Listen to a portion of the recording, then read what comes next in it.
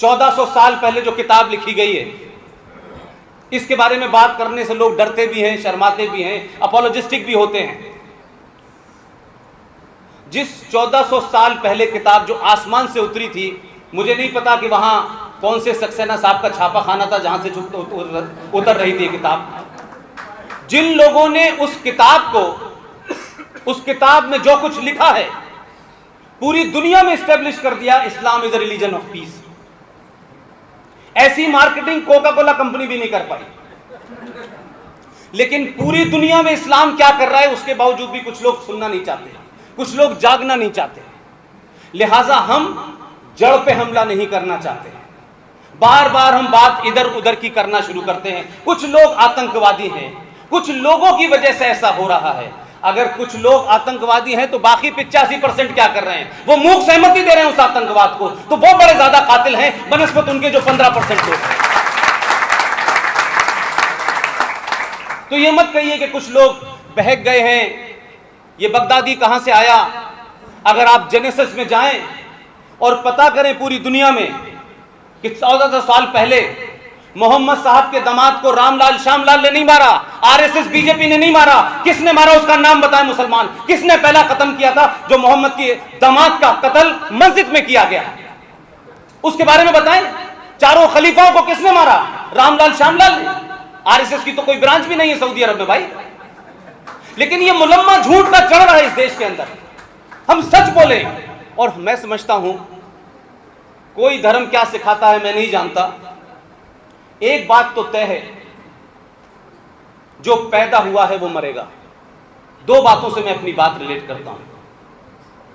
हमारे पिताजी 1947 में हमें बता के गए हैं कि भारत 1947 में पैदा हुआ है। उससे पहले भारत नहीं था। पिताजी ने देश को भरोसा दिलाया, पिताजी बीच में चले गए। पाकिस्तान कब बना? 14 अगस्त 1947 को। भारत 15 अगस्त 1947 को नहीं बना है। गलत हिस्ट्री पढ़ाई गई है आपको। भारत के किसी आर्काइव में कोई डॉक्यूमेंट ऐसा नहीं मुझे मिलता जिसमें कोई यह कह दे कि भारत 15 अगस्त 1947 को बना है या उसको आजादी मिली है। 15 अगस्त 1947 को भारत के दो टुकड़े हुए। भारत अनंत काल से है, इसके पैदा होने की कोई तिथि नहीं है, अनंत काल से है ये। इसलिए इस बात पे यकीन रखिए कि न भारत पैदा हुआ है न भारत मरेगा। जो पैदा हुआ है वो जरूर मरेगा।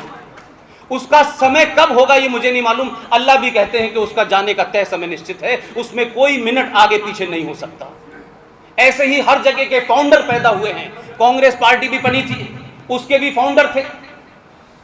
इस्लाम धर्म बना, उसके भी फाउंडर थे। क्रिश्चियनिटी थी, उसके भी फाउंडर थे। तो यकीन मानिए इनका अंत आ गया है। और इस बात से आपको कभी चिंता नहीं होनी चाहिए कि दुश्मन क्या कर रहा है। चिंता आपकी यह होनी चाहिए कि आप इस जगह तक पहुंचे कैसे। कौन सी चीजें आपने अपने समाज में, अपने परिवार में पीछे छोड़ दी। कौन सी आधुनिकता के चलते आपने सत्य सनातन संस्कृति को छोड़ करके, 5000 साल पुरानी सभ्यता को छोड़ करके, कुछ बौने और लुटाई गिरे और चोर और मक्कारों से आज डर के आप भाग गए। वो पूरी दुनिया में देश में कम डिक्टेट कर रहे हैं। जितने भी लोग इस सभा में बैठे हैं, बहुत कम लोग होंगे कि जब मैं अपने पत्रकारिता का जीवन शुरू करने आया था तो जिस अखबार में मैं करता था उस अखबार में मुझे पहली ड्यूटी दी गई थी कि जंतर मंतर पे जितने धरने होते हैं वो आपको कवर करने हैं। 89 में मैं दिल्ली आया हूं और उस दिन से लेके आज तक कश्मीर और कश्मीरी पंडितों के बारे में मेरी राय नहीं बदली है। ये बात अलग है कि नौकरी के अंदर आपके कंपल्शंस होते हैं, लेकिन जब मैं तय हो चुका ये कि मैं अपनी सच बात को सच नहीं कह पा रहा हूं तो मैंने नौकरी छोड़ दी। इशू ये नहीं है कि जो समझाया जा रहा है पूरे देश में, एक माहौल बनाया जा रहा है कि ये आर्टिकल 35A और 370 कश्मीरी पंडितों के लिए हटाई गई है। माफ कीजिए, कश्मीरी पंडितों से कोई संबंध नहीं है इसका। मैं एक ललित भाई मेरी बात को एंडोर्स करेंगे, जिन लोगों का यह ख्वाब है, जो उस ख्वाब को लगातार मजबूत कर रहे हैं कि हिंदुस्तान में गज़वाए हिंद जब तक नहीं आएगा तब तक पूरी दुनिया में इस्लाम कंप्लीट नहीं होगा। हिंदुस्तान की जिम्मेदारी थी, हर हिंदुस्तानी की जिम्मेदारी थी। किसी ने एहसान कश्मीरी पंडितों के ऊपर नहीं किया है।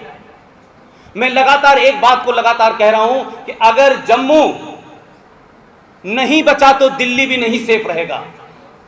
लिहाजा आर्टिकल 370, 35A ये तो एक टेक्निकल मामला था, ये तो आपने इस्लामिक स्टेट का लीगल मॉडल को तोड़ा है। अभी उसका एपरेटस सिस्टम में बैठा है, उस सिस्टम को डिसमेंटल किए बगैर कोई कश्मीरी पंडित यहां से नहीं जाएगा। कश्मीर में जो सरकारें थी, अब कुछ चीजें रिटन हैं और कुछ चीजें साइलेंट हैं। जो रिटन हैं वो इस कॉन्स्टिट्यूशन में है। ये कॉन्स्टिट्यूशन की कॉपी 3 महीने पहले मेरे एक दोस्त ने मुझे कश्मीर से लाके दी। उनका फोन आया, पुष्पेन साहब जब से आपके हाथ में दी है कॉपी, ये हमें लगता है कि समाप्त होने के बाद इस संविधान का भी समाप्ति होने वाली है और ये संविधान कश्मीर में समाप्त हो चुका है। अब इस संविधान की कोई जरूरत नहीं है। अब जम्मू कश्मीर में आपको दोबारा नागरिकता लेने के लिए जिहादी सरकारों से कोई आपको परमिशन नहीं लेनी है। लिहाजा 19 अगस्त 2014 को मैं और मेरे एक साथी ने सुप्रीम कोर्ट में आर्टिकल 35A को चैलेंज किया। यकीन मानिए कि 6 महीने लग गए इस बात को समझने में कि यह आर्टिकल 35A है क्या। हमको बहुत लोगों ने पागल बताया, कुछ लोगों ने बताया तुम कश्मीर के नहीं हो, तुम्हें कुछ पता नहीं है। मैंने कहा मैं तो पाकिस्तान का भी नहीं था, मैं तो 12 साल से वहां भी नौकरी कर रहा हूं। ये तो कोई तर्क नहीं हुआ कि मैं कश्मीर का नहीं हूं, इसलिए मुझे कश्मीर के बारे में जानने और समझने का कोई हक ही नहीं। आपके साथ जो झूठ फरेब किया गया, मैं उस पर ज्यादा डिटेल में नहीं जाना चाहता। 14 मई 1954 को भारत के राष्ट्रपति पे दबाव डाल करके नेहरू जी ने एक प्रेसिडेंशियल ऑर्डर को भारत के संविधान में इंसर्ट किया, उसे आर्टिकल 35A कहते हैं। हमने जब सुप्रीम कोर्ट में चैलेंज किया तो आप यकीन मानिए कि सुप्रीम कोर्ट के चीफ जस्टिस HL दत्तू साहब 30 सेकंड में हमारी PIL दाखिल हुई। हम बहुत खुश थे कि कोई हमने बहुत बड़ा काम कराए, लेकिन जिस तरीके से पिछले 4 साल तक हम जीवित रहे हैं, तब हमको लगा कि हमसे कोई बहुत बड़ा ऐसा घटना घट गई है जिससे पूरे देश में एक व्यवस्था है जो आपको जीने नहीं देगी। और इसी सफर में मेरा एक साथी जो है हमारे बीच से चला गया। हमने उसका गम नहीं मनाया, हम जानते थे कि कुछ लोगों ने क्या किया है। उस वक्त हमारे ऊपर ज्यादा जिम्मेदारी ये हुई कि किसी भी तरीके से सुप्रीम कोर्ट में जो चैलेंज किया, सुप्रीम कोर्ट में जज साहब से जो आर्गुमेंट हुआ, उस 3-4 डेट के बाद हमें समझ में आ गया कि इसमें कोई बहुत आर्गुमेंट नहीं होना है, इसमें पॉलिटिकल विल दिखानी है। केंद्र सरकार ने जाकर के अटॉर्नी जनरल ने कहा कि ये लीगल मैटर है, इसमें हमारा कोई रोल नहीं है। लेकिन मुझे दुख इस बात का है कि जो राष्ट्रीय सरकार, जो राष्ट्रवादी सरकार दिल्ली में बैठी हुई थी, उन्हीं की सरकार के बलबूते पे जम्मू कश्मीर में महबूबा मुफ्ती मुख्यमंत्री बनी हुई थी। उसी पार्टी के 26 MLA थे। जम्मू कश्मीर राज्य से पर डेट, ये ताज्जुब होगा आपको, पर डेट 1,40,00,000 रुपया दिया जाता था 4 देश के बड़े जाने माने लोगों को, जिसमें फाली एस नरीमन जैसा आदमी था। और राज्य सरकार जाके देती थी कि आप दिल्ली में जाएं और बचाव करें कि 35A नहीं हटना चाहिए। मुझे अफसोस है, मैं किसी पॉलिटिकल पार्टी के एजेंडे पे नहीं हूं, ना पॉलिटिकल पार्टी से मेरा कोई लेना देना है। मेरे लिए कल भी और आज भी राष्ट्र पहले है, बाद में पार्टी है, बाद में देश है। और यही वजह हुई मैंने अपोज किया कि यह कैसे हो सकता है कि दिल्ली में बैठी हुई सरकार कहती है कि आर्टिकल 35A एक लीगल मामला है, इस पे कोर्ट निर्णय ले सकती है, लेकिन उसी पार्टी के लोग जम्मू कश्मीर में खामोश बैठे रहते हैं और महबूब मुफ्ती 1,40,00,000 डेट पे देती है पैसा और कहती है कि 35A नहीं हटना चाहिए। लेकिन मुझे लगा कि अगर आपको लड़ाई लड़नी है तो 2 तरफा लड़ाई लड़े। जो बात ललित भाई कह रहे हैं, जो उत्पल भाई कह रहे हैं, मैंने बहुत कुछ कश्मीर को इन लोगों से सीखा है। कश्मीर की जो भी कुछ मेरी जानकारी है उसमें सुशील पंडित शामिल हैं, उसमें GD बख्शी शामिल हैं, उसमें RS सिंह शामिल हैं। ये तमाम सारे लोग हैं जिन लोगों को सुन सुन के मैंने जो कुछ सीखा उससे मैं आगे बढ़ा। लेकिन मैं इस बात नतीजे पे पहुंच चुका था कि अगर इस देश को सच बात सच्ची भाषा में, सरल भाषा में आप बता दें तो ये देश उठ खड़ा होगा आपके साथ। आर्टिकल 35A के बारे में देश में क्या, दिल्ली के बड़े बड़े जजेस को नहीं पता था, बड़े बड़े वकीलों को नहीं पता था। लेकिन मेरा दुख न पॉलिटिकल पार्टी से है, न वकीलों से है, न दानिश्वरों से है। मेरी शिकायत यह है कि हिंदुस्तान की सुप्रीम कोर्ट, जिसे जलीकट्टू के बारे में पता है, जिसे सबरीमला के बारे में पता है, जिसे महाकाल पे पानी कितना चाहिए इसका पता है, जिसे दही हांडी की लंबाई नापने की चिंता है, उसे 35 के बारे में क्यों नहीं पता था? और पता था तो इतने सारे सुओ मोटो आप काम करते थे, तो 35 में सुओ मोटो आपने क्यों नहीं लिया? यह आपकी बेईमानी है, यह मक्कारी है, यह मुनाफकत है। कोर्ट भी इस जुर्म में शामिल है। ऐसा नहीं हो सकता कि आप काले कपड़े पहनते हैं तो आप महान हो जाएंगे। आपके अंदर भी वो लोग हैं जो शक्ल देख के फैसला करते हैं। अभी बुखारा का जिक्र किया उप्पल साहब ने।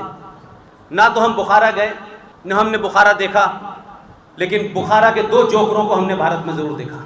उसमें से एक, उनके वालिद साहब की डेथ हो गई। कई बार मैं उनके इज्तिमा में जाता था। अब उनका लड़का है जिसका नाम है इमाम बुखारी, दिल्ली की जामा मस्जिद का इमाम। क्या देश को पता है या सुप्रीम कोर्ट को नहीं पता ये बात? और जब वो केस हाई कोर्ट में चल रहा हो और सुप्रीम कोर्ट को पता ना हो, इतनी अनभिज्ञ बने सुप्रीम कोर्ट। जामा मस्जिद के इमाम अहमद बुखारी के ऊपर 65 FIR हैं। 7 FIR के अंदर उसके नॉन बेल वारंट थे। उसके अरेस्ट का वारंट निकला हाई कोर्ट से। दिल्ली में मरहूम शीला दीक्षित की सरकार थी। पुलिस गई और लौट आई और हाई कोर्ट में एफिडेविट लगाया कि अगर हम इमाम बुखारी को गिरफ्तार कर लेंगे तो दिल्ली में आग लग जाएगी। मेरा सवाल सिर्फ इतना है कि जो गुंडे, बदमाश, लुटेरे, आतंकवादी अगर डरा देंगे तो इस देश की कोर्ट फैसला नहीं देगी। आज 10 साल हो गए हैं, सुप्रीम कोर्ट ने कभी हाई कोर्ट को डायरेक्ट नहीं किया कि ये गिरफ्तार क्यों नहीं हुआ, ये इंप्लीमेंट क्यों नहीं हुआ। लेकिन मैं इसी में से अपने मतलब की बात निकालता हूं।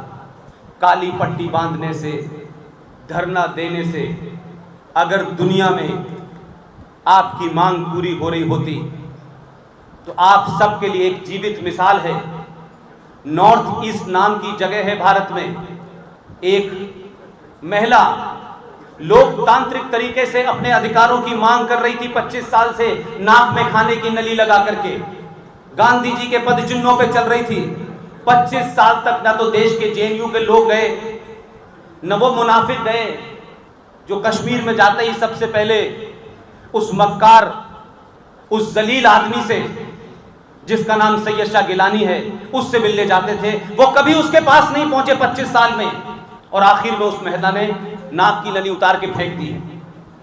मैं समझता हूं कि इस देश के अंदर एक बहुत बड़ा वर्ग है जो अपने 5000 साल पुरानी सनातन संस्कृति के उसी मूल्यों में रह रहा है।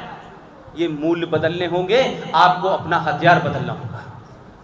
आप जिस समाज में हैं उस समाज में, व्यवस्था में, शिक्षा में, सरकार में, विधानसभा में, पार्लियामेंट में, इस देश के बाहर वो व्यवस्था में ऐसे लोग बैठे हैं जो आपको खड़ा नहीं होने देंगे। जो लोग ये कहते थे कि आर्टिकल 370 के हटाने से क्या होगा, अब तो कम्युनिकेशन का दौर है। अब तो राष्ट्रवादी शक्तियों के बारे में कहा जाता था कि कोई उनका अखबार में एक लेटर टू एडिटर तक नहीं छापता था। तो जिन लोगों ने आपको यह एहसास दिलाया कि 21वीं सदी भारत की होगी, उन्होंने आपके आने से पहले आपके हाथ में एक आला पकड़ाया जिसे मोबाइल कहते हैं, और उसी ने पूरी दुनिया में क्रांति कर दी है। आज आपकी बात अमेरिका से लेकर लंदन पूरी दुनिया में फैल रही है। आज लोगों को पता चल रहा है कि आपके मन में क्या है और आप क्या चाहते हैं। और वर्तमान प्रधानमंत्री जो इस खिलौने को बहुत अच्छी तरह इस्तेमाल करना जानते हैं, इस खिलौने के कारण एक बहुत बड़ी क्रांति आई। हम सब जानते हैं कि जब 2014 का चुनाव हो रहा था तब भी मीडिया हॉस्टाइल था, तब भी अखबार हॉस्टाइल थे, लेकिन उस शख्स ने उसी मीडियम का इस्तेमाल किया जो दुनिया ने आपके हाथ में बना के दिया, जिसे मोबाइल कहते हैं। और उसमें 12 साल, 10 साल, 15 साल, 20 साल के बच्चों से अपने आप को कनेक्ट कर लिया। मुझे उस वक्त यह एहसास हुआ कि अगर एक शख्स अपनी बात कहता है तो पूरे हिंदुस्तान को छोड़िए पूरी दुनिया में बात जा सकती है। तो कुछ विषय ऐसे हैं जिसमें इस्तेमाल इसी यंत्र का करना चाहिए, और इसके कारण पूरी दुनिया में बात गई, आप तक भी बात आ गई। मेरे बारे में बहुत कुछ कहा गया। मैं अपने आप को बहुत साधारण सा व्यक्ति मानता हूं। न मेरे अंदर कोई सेलिब्रिटी बनने का शौक, न मुझे सत्ता के किसी पद की चिंता।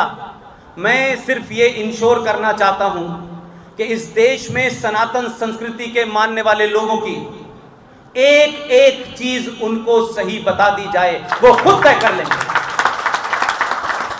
आपको किसी हथियार की जरूरत नहीं। हथियारों से डरपोक लड़ते हैं। हमसे भी कई बार सवाल पूछा गया।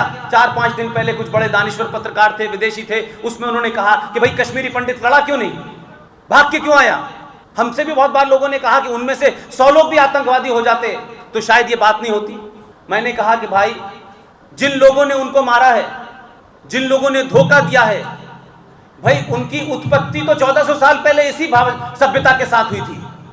लेकिन जो लोग जिनके बारे में आप कह रहे हैं कि उन्होंने आतंकवादी क्यों नहीं बने, हथियार क्यों नहीं उठाया, मैंने कहा कि मत मजबूर करो उन लोगों को कि जिनका रहने का, सहने का, ये भाईचारे का, इसके चलते जो लोग 700 साल गुलाम रहे हैं, तुम भी रह लो, तुम भी रह लो, तुम भी आ जाओ, तुम भी हमारे भाई हो, इस संस्कृति के मानने वाले, इन मूल्यों और परंपराओं को मानने वाले लोग अपने इसी भाव के कारण 700 साल गुलाम रहे हैं और आजादी तथाकथित मिलने के बाद 70 साल से कुंठित रहे। क्योंकि सरकारें आती थी, आपकी सरकार नहीं होती थी, भारत की सरकार होती थी, मेरी और आपकी नहीं होती थी। कुछ के 5%, कुछ के 10%, कुछ के 16% से सरकारें बनती थी और सरकारें फिर उन्हीं का काम करती थी। लिहाजा 2014 में इसको राजनीतिक तनाजुर में मत सोचिएगा, लेकिन 2014 भारत के इतिहास में एक महत्वपूर्ण दिन है। इसलिए नहीं कि कोई एक्स पार्टी जीत गई या वाई पार्टी जीत गई। 2014 के चुनाव में भी था, 2013 के चुनाव में पाकिस्तान में चुनाव था, तब भी वहां था, 2019 के चुनाव में था।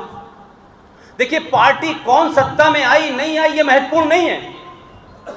जरा अपने दिल पे हाथ रख के बताइए, ईमानदारी से बताइए, मैं पूरे देश में पूछ रहा हूं, 2000 क्यों पैदा हुआ?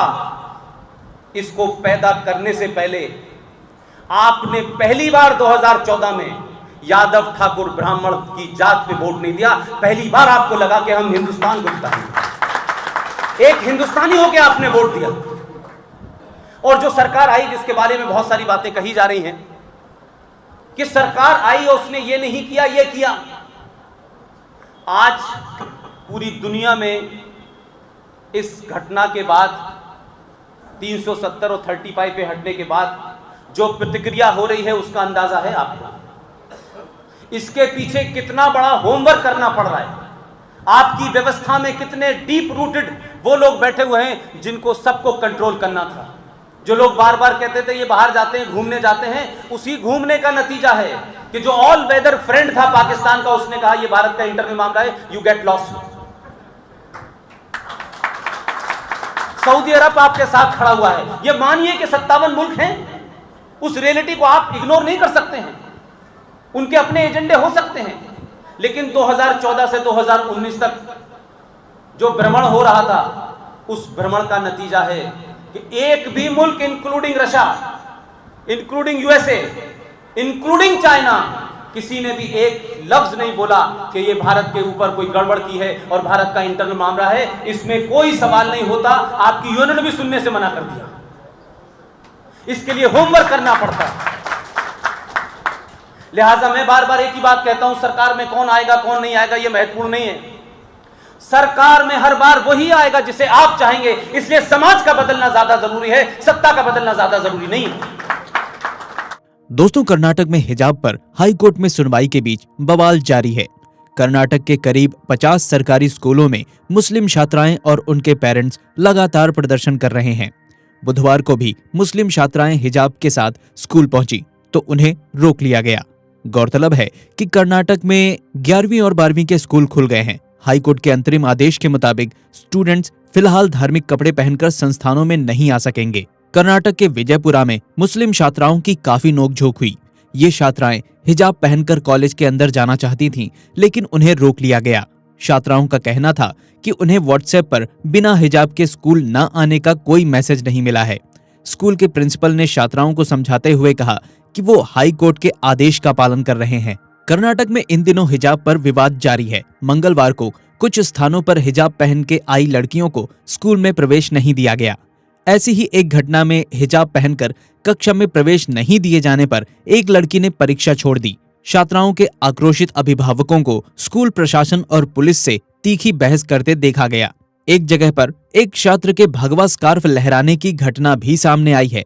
पिछले हफ्ते कर्नाटक हाई कोर्ट ने अपने अंतरिम आदेश में सभी छात्रों को भगवा शॉल, स्कार्फ, हिजाब या कोई भी अन्य धार्मिक निशान पहनकर कक्षा में आने पर रोक लगा दी थी। स्कूलों में अधिकारियों ने हिजाब और बुर्का पहनकर आने वाली छात्राओं को अदालत के आदेश का हवाला देकर कक्षा में प्रवेश देने से मना कर दिया। इस बीच कश्मीर में एक टॉपर बच्ची के खुले चेहरे के कारण हत्या की धमकियां मिलने लगीं। श्रीनगर की आरुषा परवेज को 12वीं में 99.8% मिले हैं। अखबारों के ट्विटर हैंडल उसकी तस्वीरों से भर गए हैं। बधाइयों के बीच एक ट्वीट आया जिसमें आरुषा को हिजाब ना पहनने के कारण बेशर्म कहा गया।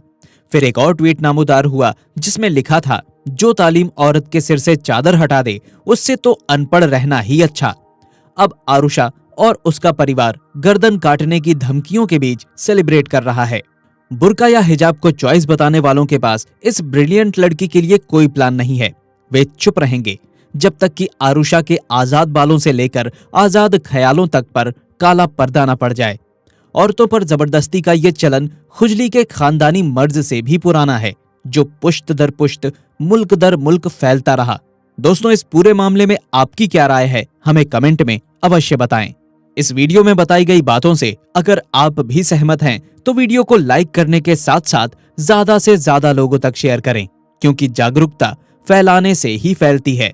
और अगर आपने अभी तक हमारे YouTube चैनल अखंड हिंद को सब्सक्राइब नहीं किया है तो अभी सब्सक्राइब करें, क्योंकि आपका साथ भी बहुत जरूरी है। मिलते हैं एक और नई वीडियो में, तब तक के लिए आप अपना और अपनों का ख्याल रखें। वीडियो को अंत तक देखने के लिए आपका बहुत बहुत धन्यवाद। जय हिंद, जय भारत, वंदे मातरम।